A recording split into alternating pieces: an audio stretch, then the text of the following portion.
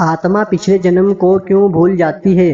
क्या आपने कभी यह सोचा है जब आत्मा नया जन्म लेती है तो उसे अपने पिछले जन्म की कोई याद क्यों नहीं रहती? वो चेहरे, वो रिश्ते, वो अधूरे सपने सब अचानक कहाँ गायब हो जाते हैं? क्या यह भूलना एक सजा है या फिर इसके पीछे कोई गहरी दिव्य योजना छुपी है? हिंदू धर्म के ग्रंथ जैसे गुरु पुराण, शिव पुराण और भगवत गीता इस रहस्य पर अलग-अलग संकेत देते हैं और जब इन संकेतों को जोड़ा जाता है तो एक ऐसा सच सामने आता है जो आपको सोचने पर मजबूर कर देगा। पहला रहस्य, आत्मा कभी नहीं मरती, वह सिर्फ शरीर बदलती है, लेकिन हर जन्म एक नई शुरुआत होता है।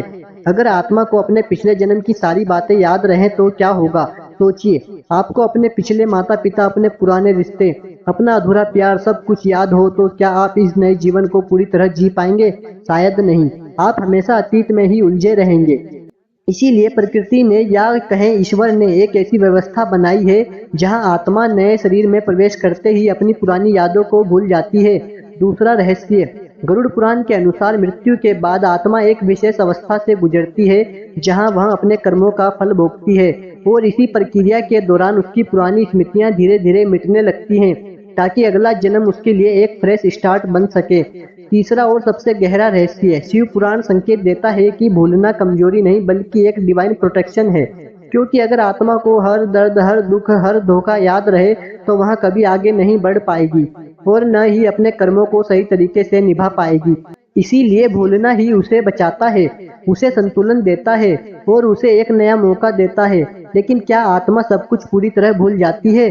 शायद नहीं। कई बार हमें कुछ अनजानी सी भावनाएं महसूस होती हैं, किसी अजनबी से अचानक अपनापन, किसी जगह से अजीब सा जुड़ाव, ये सब संकेत हो सकते हैं हमारे पिछले जन्म के अनुभवों के, जो पूरी तरह मिटते नहीं बल्कि हमारे अंदर कहीं गहराई में छुपे रहते हैं। अंत में भगवत गीता हमें यह सिखाती है कि आत्मा का असली उद्देश्य अपने कर्मों के माध्यम से आगे बढ़ना है और इसके लिए भूलना जरूरी है, क्योंकि अगर यादें बोझ बन जाएं तो आत्मा अपनी यात्रा पूरी नहीं कर पाएगी।